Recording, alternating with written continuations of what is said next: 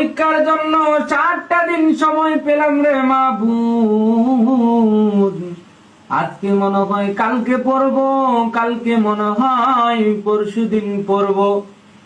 এইভাবে করতে করতে 7 দিনের মধ্যে 5টা দিন চলে গেল রে মাবুদ।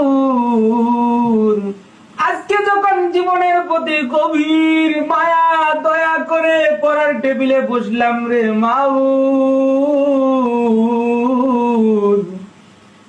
একবার বিছানাটাকে আয় বাবা, একবার শুয়ে যা, একবার মোবাইলটাকে আয় রে বাবা একটু চাপাচাপি করে যা। অতঃপর গভীর আগ্রহ নিয়ে যখন হিস্ট্রিক্যাল থট নিয়ে পড়ার টেবিলে বাই বাই, বসলাম রে টাটা, মাবুদ। Good bye.